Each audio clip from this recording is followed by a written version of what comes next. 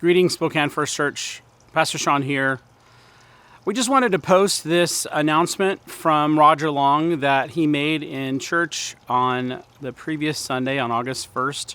We know not everyone was there. We know some of you have already watched that recording of the service, but if you haven't watched the recording of the service, we wanted to make sure you heard this announcement from Roger regarding the interim pastor, and the assessment process that's coming. And so we wanted to post that here so that you could get a chance to see that in its entirety. And if you have any questions, please feel free to reach out to Roger Long or the board or a staff member, and we will try to get your questions answered. We want to have all the information available to you as we go through this process. Thank you. Good morning. I have a couple announcements for you this morning. And the first one is, for the month of August, we have had people from within our congregation, pastors from within our congregation, filling the pulpit for us. And so our interim pastor will not start until the 1st of September. And so coming up for the month of August, we are filling the pulpit with, today, of course, you will hear Charlie Scott. Pastor Sean will speak one of these Sundays. And he mentioned to you Phil and Marla Carr, the missionaries. Many of you know Victor Morrison from his work in witness and all of his work with missions, and so he will be speaking one Sunday for us. And then Joy Lindner, who is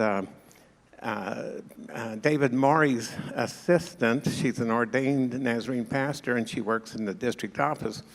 Many of you may not know her, but you probably have heard her speak here 2 or 3 times before, and so she's going to be speaking one of our Sundays.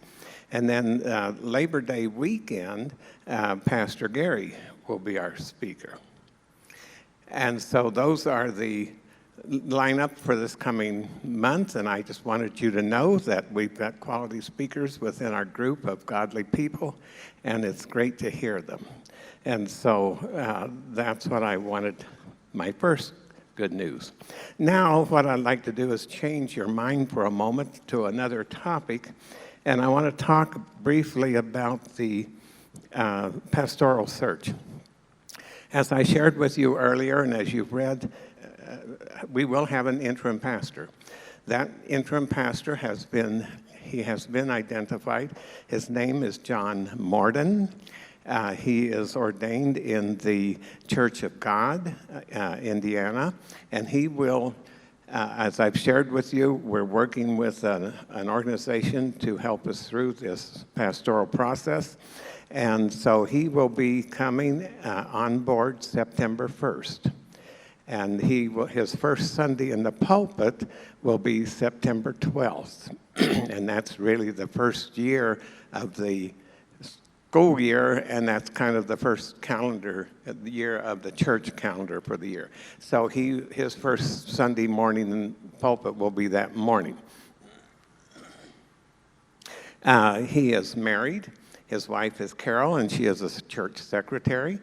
They live in the St. Louis area, St. Louis, Missouri area. They have 3 sons and 7 grandchildren. So she will be with him in and out because she's a grandmother, and those of you who qualify for that honored position know that it's awfully hard to pack up and leave them for a while. And so she will be splitting her time. And as I said, he will start on September 1st. So now he will work with us and work with the board and work with you. He is going to be our senior pastor for the next 6, 8, 10 months, however long it takes us to identify the next senior pastor. So he will get to know you, and he wants to work with you, and he expects to be he is the senior pastor at this time. I will share with you that he is not eligible to be hired as the senior pastor. He comes to us knowing that. So as sometimes we become attached, but remember that when you come to the board and say, why don't you hire him? He has come to us knowing that he is not a candidate. He has no desire to go back into full-time ministry, but he thoroughly enjoys this. He has worked with 4 other congregations going through the pastoral search and is experienced and has been successful in that, very successful in that role. And so I think you're going to get to know him, and I think you're going to get to love him. I've been on the phone with him 2 or 3 times this week, and I'm very impressed. He's got a sense of humor, and I appreciate that. And he's oriented to detail, and I appreciate that. Now, let's move from that to the next step. And the next step in this is the organization that we're working with. Part of that process will be doing some church assessments. And so mark your calendar for August 21 and 22. That is going to be a Saturday and a Sunday, and there will be all-day activities here in the church for as part of that church assessment. And so within the next couple of weeks, I will be contacting you. Now, this process that we have chosen to follow, and it adheres exactly to the manual, the Nazarene manual. It's exactly the same process that we have used in the past. The only difference is we're having some help do the details of it, if that makes sense to you. And so on the 21st then, there will be activities in the church, and then they will be here Sunday morning. There will be 6 people from the organization. There will be private interviews, so I will be calling you, or one of my committee members will be calling you, some of you to serve for an individual interview. There will be committees, groups meeting. You may get a call to serve on that group. So there are a variety of ways that each of you sitting here will have the opportunity to be involved in expressing your concerns and your ideas about the coming process that we're going through, and ultimately the pastor we hire. Now, if you, and in all of this process, as I said, you are involved. All staff members, all associate pastors, all staff members will be interviewed and worked with. And as I said, small groups, and then there will be written interviews also. And later on in this process, I will share that information with you and how that can be done. Now, I'm trying to be as brief as possible. Here's how you can help me today. Listen up. There will be 2 surveys, and every attender of this church, every regular attender of this church, member or non-member, who is 15 years of age or older, is asked to fill out one of those surveys.